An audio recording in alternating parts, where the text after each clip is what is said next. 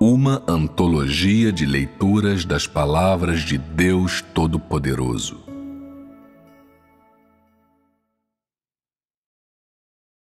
O próprio Deus, o único. 10. Deus é a fonte da vida para todas as coisas. 4. Exigências de Deus à humanidade. 1. A identidade e o status do próprio Deus. Nós chegamos ao final do tópico Deus é a fonte da vida para todas as coisas, assim como do tópico Deus é o único próprio Deus. Tendo feito isso, precisamos fazer um resumo. Que tipo de resumo? Sobre o próprio Deus. Uma vez que é sobre o próprio Deus, então deve se relacionar com todos os aspectos de Deus, bem como com a forma de crença das pessoas em Deus. E então, primeiro, eu tenho que perguntar para vocês, tendo ouvido a pregação, quem é o Deus no olho mental de vocês? O Criador. O Deus no olho mental é o Criador. Há mais alguma coisa? Deus é o Senhor de todas as coisas. Essas palavras são apropriadas? São apropriadas. Deus é aquele que governa sobre todas as coisas e quem administra todas as coisas. Ele criou tudo o que existe, administra tudo o que existe e também governa tudo o que existe e supre tudo o que existe. Esse é o status de Deus e a identidade de Deus. Para todas as coisas e para tudo o que existe, a verdadeira identidade de Deus é a de Criador e governante de todas as coisas. Essa é a identidade que Deus possui e Ele é único entre todas as coisas. Nenhuma das criaturas de Deus, quer estejam no meio dos homens ou no mundo espiritual, pode usar qualquer meio ou desculpa para imitar ou substituir a identidade e o status de Deus, pois há apenas uma entre todas as coisas que possuem essa identidade, poder, autoridade e a capacidade de dominar todas as coisas, nosso próprio Deus único. Ele vive e se move no meio de todas as coisas. Ele pode subir ao lugar mais alto, acima de todas as coisas. Ele pode se humilhar, tornando-se um homem, tornando-se um entre os que são de carne e osso, ficando cara a cara com as pessoas e compartilhando prosperidade e infortúnio com elas. Ao mesmo tempo, ele comanda tudo o que existe e decide o destino de tudo o que existe e em que direção se move. Além disso, ele guia o destino de toda a humanidade e a direção da humanidade. Um Deus como esse deve ser adorado, obedecido e conhecido por todos os seres vivos. E assim, independentemente do grupo e tipo de seres humanos a que você pertence, crer em Deus, seguir a Deus, reverenciar a Deus, aceitar o governo de Deus e aceitar os arranjos de Deus para seu destino é a única escolha e a escolha necessária para qualquer pessoa, para qualquer ser vivo. Na singularidade de Deus, as pessoas veem que sua autoridade, seu caráter justo, sua substância e os meios pelos quais ele supre todas as coisas são todas únicas. Sua singularidade determina a verdadeira identidade do próprio Deus e determina seu status. E assim, no meio de todas as criaturas, se algum ser vivo no mundo espiritual ou no meio da humanidade desejasse permanecer no lugar de Deus, seria impossível, como seria tentar se passar por Deus. Isso é fato. Quais são as exigências à humanidade da parte de um Criador e governante como esse, que possui a identidade, o poder e o status do próprio Deus. Isso deve estar claro para todos e deve ser lembrado por todos, sendo muito importante para Deus e para o homem. 2. As várias atitudes da humanidade em relação a Deus. Como as pessoas se comportam em relação a Deus, decide seu destino e decide como Deus se comporta para com elas e lida com elas.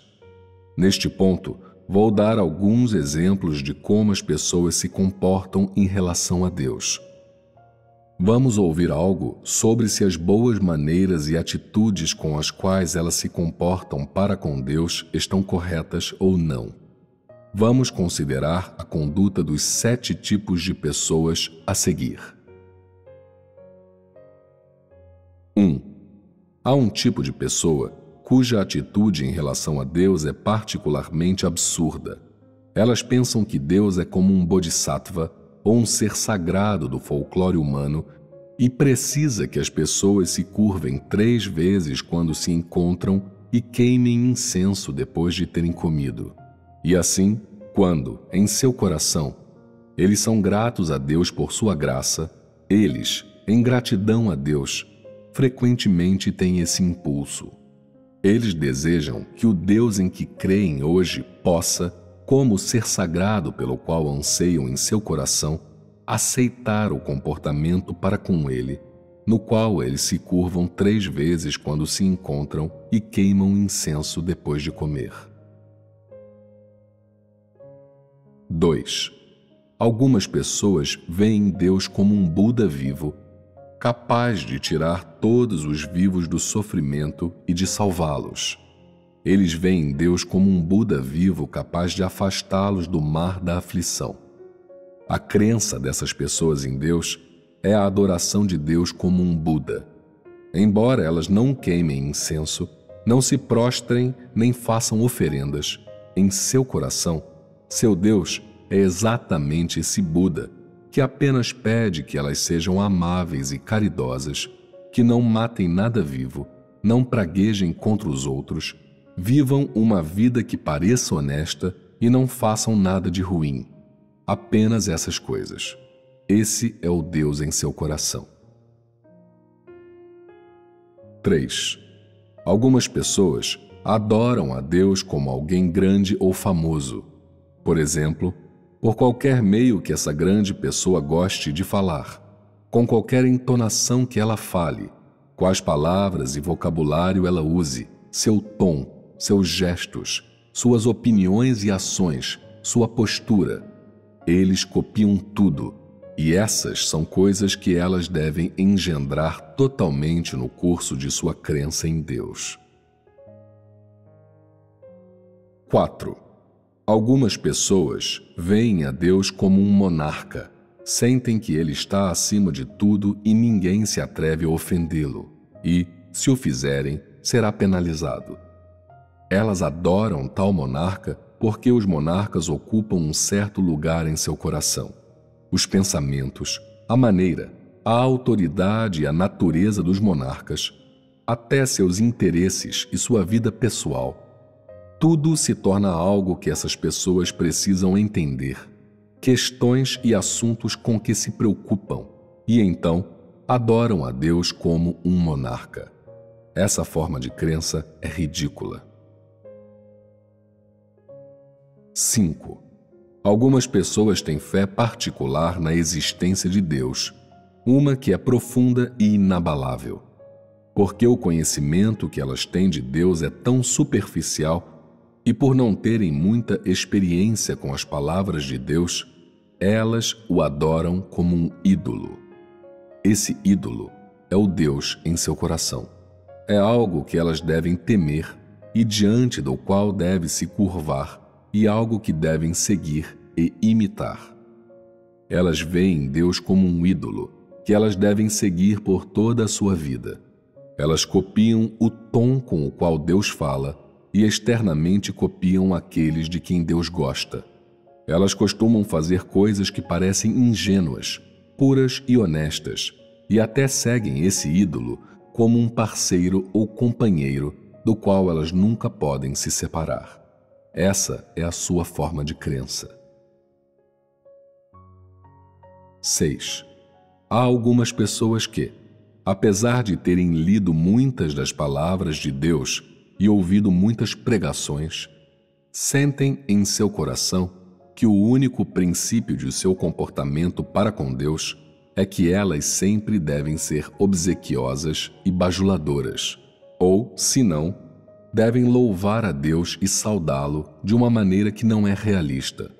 Elas creem que Deus exige que elas se comportem de tal maneira e creem que, se não o fizerem, a qualquer momento elas podem provocar sua raiva ou pecar contra ele e que, como resultado do pecado, Deus irá puni-los. Esse é o Deus em seu coração. 7. E então, há a maioria das pessoas que encontram o sustento espiritual em Deus. Porque elas vivem neste mundo, elas estão sem paz ou felicidade e elas não encontram conforto em nenhum lugar. Depois que elas encontram Deus, depois de terem visto e ouvido suas palavras, em seu coração elas estão secretamente alegres e eufóricas. E por que isso? Elas acreditam que finalmente encontraram algum lugar que lhes trará felicidade, que finalmente encontraram um Deus que lhes dará sustento espiritual. Isso porque, depois que aceitaram a Deus e começaram a segui-lo, elas se tornaram felizes. Suas vidas foram preenchidas. Elas não são mais como os incrédulos que sonambulam pela vida como animais e sentem que têm algo a esperar da vida. Assim, elas pensam que esse Deus pode satisfazer suas necessidades espirituais e trazer grande felicidade tanto na mente quanto no espírito. Sem perceber, elas se tornam incapazes de deixar esse Deus que lhes dá sustento espiritual, que traz felicidade ao seu espírito e à família inteira. Elas creem que a crença em Deus nada mais precisa fazer do que trazer-lhes sustento espiritual. As atitudes desses vários tipos de pessoas mencionadas acima para com Deus existem no meio de vocês? Elas existem. Se, em sua crença em Deus, o coração de alguém contém alguma dessas atitudes, ele é capaz de realmente comparecer diante de Deus? Se alguém tiver alguma dessas atitudes em seu coração, ele crê em Deus? Ele crê no próprio Deus único? Não. Já que você não crê no próprio Deus único, em quem você crê? Se aquilo em que você crê não é o próprio Deus único, é possível que você creia em um ídolo ou um grande homem ou um bodhisattva, que você adore o Buda em seu coração. Além disso, é possível que você creia em uma pessoa comum. Em suma, devido às várias formas de crença e atitudes das pessoas para com Deus, elas põem o Deus de sua própria cognição em seu coração, impõem sua imaginação a Deus, põem suas atitudes e imaginações sobre Deus lado a lado com o próprio Deus único, e então elas as exibem para serem festejadas. O que isso significa quando as pessoas têm atitudes impróprias para com Deus? Isso significa que elas rejeitaram o verdadeiro próprio Deus e adoraram um falso Deus. E isso significa que, ao mesmo tempo em que creem em Deus, elas rejeitam a Deus e se opõem a Ele, e negam a existência do Deus verdadeiro. Se as pessoas se apegarem a essas formas de crença, qual será a consequência para elas? Com tais formas de crença, elas seriam capazes de se aproximar cada vez mais do cumprimento das exigências de Deus? Não, não serão.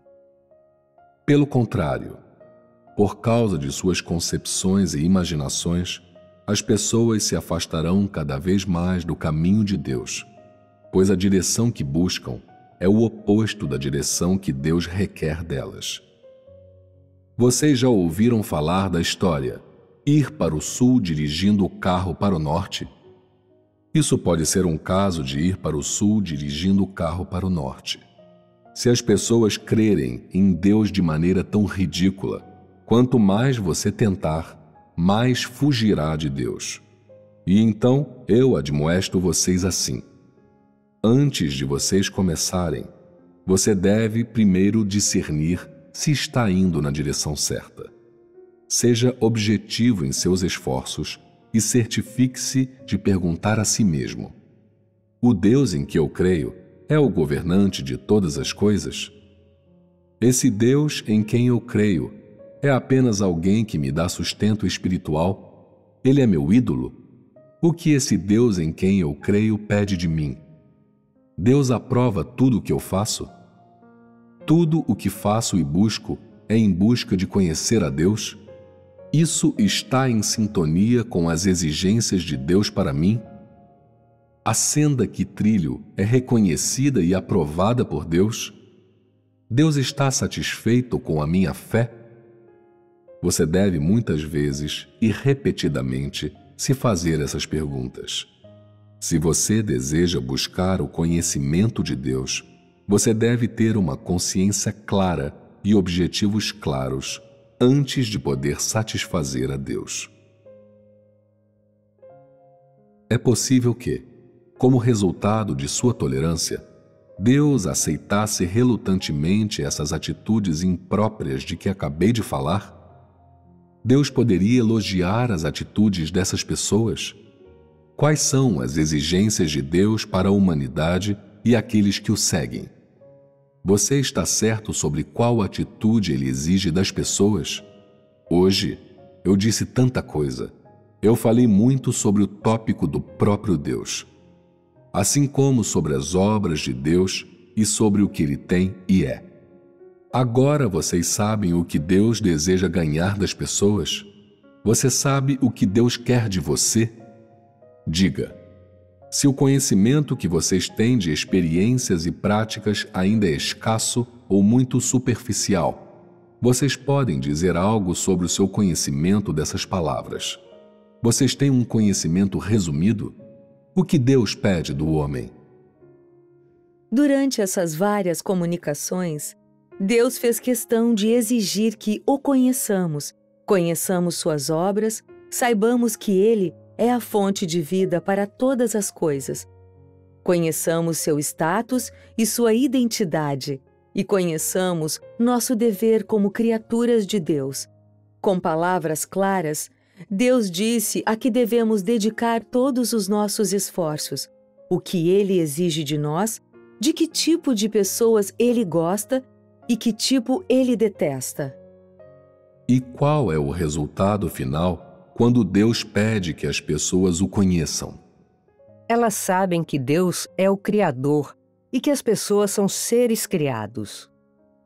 Quando atingem tal conhecimento, que mudanças há na atitude das pessoas para com Deus, em seu comportamento e método de implementação ou seu caráter de vida?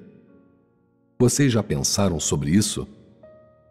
Pode-se dizer que, depois de conhecer a Deus e entendê-lo, elas se tornam uma boa pessoa? A crença em Deus não é a busca de ser uma boa pessoa. Então, que tipo de pessoa devem ser? Elas devem ser uma criatura qualificada de Deus. Elas devem ser honestas. Há mais alguma coisa? Depois de verdadeiramente e corretamente conhecer a Deus, somos capazes de nos comportar para com Deus como Deus. Sabemos que Deus é sempre Deus, que somos seres criados. Devemos adorar a Deus e ater-nos à nossa posição. Muito bem. Vamos ouvir alguns outros. Conhecemos a Deus e, finalmente, somos capazes de ser pessoas que realmente obedecem a Deus, reverenciam a Deus e evitam o mal. Isso está correto. 3. A atitude que Deus exige da humanidade para com ele. De fato, Deus não é muito exigente com a humanidade, ou pelo menos, ele não é tão exigente quanto as pessoas imaginam. Sem as declarações de Deus, ou qualquer expressão de seu caráter, suas obras ou palavras, conhecer a Deus seria extremamente difícil para vocês, pois as pessoas teriam que inferir a intenção de Deus e sua vontade, o que é muito difícil para elas. Mas com relação ao estágio final de sua obra, Deus falou muitas palavras, fez uma grande quantidade de obras e fez muitas exigências ao homem. Em suas palavras e sua grande quantidade de obras, ele informou as pessoas do que ele gosta, o que ele detesta e que tipo de pessoas elas deveriam ser. Depois de entender essas coisas, em seu coração as pessoas devem ter uma definição precisa das exigências de Deus, pois elas não mais acreditam no Deus vago, nem seguem a Deus em meio à imprecisão e abstração e ao nada. Em vez disso, as pessoas são capazes de ouvir as declarações de Deus, são capazes de entender os padrões de suas exigências e alcançá-los. E Deus usa a linguagem da humanidade para dizer às pessoas tudo o que elas deveriam conhecer e entender. Hoje, se as pessoas ainda não estiverem cientes das exigências de Deus a elas, o que Deus é, por que elas acreditam em Deus e como elas devem crer em Deus e se comportar com Ele, então há algum problema. Há pouco, cada um de vocês falou de uma área. Você está ciente de algumas coisas, se essas coisas são específicas ou gerais. Mas eu gostaria de dizer a vocês as exigências corretas, completas e específicas de Deus para com a humanidade. São apenas algumas palavras muito simples. Vocês talvez até já conheçam essas palavras. As exigências corretas de Deus para a humanidade e aqueles que o seguem são as seguintes. Deus exige 5 coisas daqueles que o seguem: crença verdadeira, seguimento leal, obediência absoluta, conhecimento verdadeiro e reverência sincera. Nessas 5 coisas, Deus exige que as pessoas não mais o questionem, nem o sigam usando sua imaginação ou pontos de vista vagos e abstratos. Elas não devem seguir a Deus com qualquer imaginação ou concepção. Deus exige que cada um daqueles que o seguem faça isso com lealdade, não sem convicção nem sem compromisso. Quando Deus faz quaisquer exigências a você ou testa você, julga você, lida com você e poda você ou disciplina e golpeia você, você deve ser absolutamente obediente a Ele. Você não deve perguntar a causa nem impor condições, muito menos falar da razão. Sua obediência deve ser absoluta. Conhecer a Deus é a área em que as pessoas estão mais carentes. Elas frequentemente impõem a Deus ditos, declarações e palavras que não têm relação com Ele, acreditando que essas palavras são a definição mais precisa do conhecimento de Deus. Mal sabem elas que essas palavras que vêm da imaginação das pessoas, do seu próprio raciocínio e do seu próprio intelecto, não têm a menor relação com a substância de Deus. E assim, quero dizer a vocês que, no conhecimento das pessoas desejadas por Deus, Deus não pede apenas que você reconheça Deus e suas palavras, mas que seu conhecimento de Deus seja correto. Mesmo que você consiga dizer apenas uma frase, ou esteja apenas ciente de pouca coisa, esse pouquinho de consciência é correto e verdadeiro, e compatível com a substância do próprio Deus. Pois Deus detesta o louvor e elogio das pessoas que não é realista e é irrefletido. Mais do que isso, Ele odeia quando as pessoas o tratam como o ar. Ele odeia quando, durante a discussão de tópicos sobre Deus, as pessoas falam levianamente, falando à vontade e sem hesitação, falando do jeito que bem entendem. Além disso, Ele odeia aqueles que acreditam que conhecem a Deus e se gabam do conhecimento de Deus, discutindo tópicos sobre Deus sem ressalvas nem reserva. A última dessas 5 exigências foi reverência sincera. Essa é a exigência final de Deus para todos aqueles que o seguem. Quando alguém tem o conhecimento correto e verdadeiro de Deus, é capaz de realmente reverenciar a Deus e evitar o mal. Essa reverência vem das profundezas do seu coração e é voluntária, e não porque Deus o pressionou. Deus não pede que você faça um presente para Ele de qualquer atitude agradável, conduta ou comportamento exterior.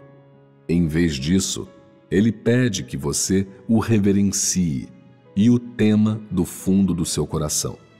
Essa reverência é alcançada como resultado de mudanças em seu caráter de vida. Porque você tem conhecimento de Deus, porque você tem um entendimento dos feitos de Deus, por causa de seu entendimento da substância de Deus, e porque você reconhece o fato de ser uma das criaturas de Deus. E assim, meu objetivo ao usar a palavra sincero para definir a reverência aqui é para que a humanidade compreenda que a reverência das pessoas a Deus deve vir do fundo de seu coração. Agora considere essas 5 exigências. Há alguém entre vocês capaz de cumprir as 3 primeiras? Refiro-me à crença verdadeira, ao seguimento leal e à obediência absoluta. Existe alguém entre vocês que é capaz dessas coisas? Eu sei que se eu enumerasse todas as 5, sem dúvida, não haveria ninguém entre vocês que seria capaz. Mas eu as reduzi para 3. Pensem se vocês as alcançaram ou não. A crença verdadeira é fácil de ganhar? Não é. Não é fácil, pois as pessoas muitas vezes questionam Deus. E quanto ao seguimento leal, a que se refere esse leal? Não ser sem convicção, mas com sinceridade. Não sem convicção, mas com sinceridade. Você acertou em cheio. Então, vocês são capazes de alcançar essa exigência? Vocês terão de se esforçar mais, certo? No momento, vocês ainda precisam alcançar essa exigência. E quanto à obediência absoluta, você alcançou essa? Não. Você também não alcançou essa. Você frequentemente é desobediente e rebelde. Com frequência você não ouve nem deseja obedecer, nem quer ouvir. Essas são as 3 exigências mais fundamentais alcançadas pelas pessoas após sua entrada na vida. E elas ainda precisam ser alcançadas por vocês. Então, no momento, vocês têm um grande potencial. Hoje, tendo me ouvido dizer essas palavras, você se sente ansioso? Sim. É correto você se sentir ansioso. Não fique não ansioso. Eu me sinto ansioso em nome de vocês. Eu não vou entrar nas outras 2 exigências. Sem dúvida, ninguém é capaz de alcançá-las. Vocês estão ansiosos. Então vocês determinaram seus objetivos? Que objetivos? Em que direção vocês devem buscar e dedicar seus esforços? Vocês têm um objetivo? Deixe-me dizer isto claramente. Quando alcançarem essas 5 exigências, vocês terão satisfeito a Deus. Cada uma delas é um indicador da entrada das pessoas na vida, atingindo a maturidade e o objetivo final disso. Mesmo que eu tivesse escolhido apenas uma dessas exigências para falar em detalhes e exigir de vocês, não seria fácil alcançá-la. Vocês devem suportar um grau de dificuldade e empregar certa quantidade de esforço. E que tipo de mentalidade vocês devem ter? Devem ser iguais a um paciente com câncer esperando ir para a mesa de operação. E por que eu digo isso? Se você deseja crer em Deus e deseja ganhar a Deus e ganhar a sua satisfação, se você não suportar um grau de dor ou não empregar certo esforço, você não será capaz de alcançar essas coisas. Vocês ouviram muita pregação, mas ter ouvido isso não significa que essa pregação é sua. Você deve absorvê-la e transformá-la em algo que pertence a você. Você deve assimilá-la em sua vida e trazê-la à sua existência, permitindo que essas palavras e essa pregação guiem o modo como você vive e tragam valor e sentido existencial para a sua vida. E então, terá valido a pena você ouvir essas palavras. Se as palavras que eu falo não trouxerem nenhuma melhoria em sua vida, nem valor para a sua existência, não haverá razão para você escutá-las. Vocês entendem isso, sim? Tendo entendido isso, o que resta é com vocês. Vocês devem começar a trabalhar. Vocês devem ser sinceros em todas as coisas. Não fiquem confusos. O tempo está passando. A maioria entre vocês já crê há mais de 10 anos. Olhem para trás para esses mais de 10 anos de fé em Deus. Quanto vocês ganharam? E quantas décadas dessa vida vocês ainda têm? Não há muito tempo. Esqueça se a obra de Deus espera por você, se Ele deu a você uma chance, se Ele fará a mesma obra novamente. Não fale disso. Você pode reverter seus últimos 10 anos. Com cada dia que passa e cada passo que você dá, os dias que você tem são diminuídos em um dia. O tempo não espera por ninguém. Você só vai ganhar com a fé em Deus se você se aproximar dela como a maior coisa em sua vida, mais importante do que comida, roupas ou qualquer outra coisa. Se você só acreditar quando tiver tempo e for incapaz de dedicar toda a sua atenção à sua fé, se você estiver sempre atolado em confusão, você não ganhará nada. Vocês entendem isso, sim? Terminemos por aqui hoje. Vejo vocês na próxima vez.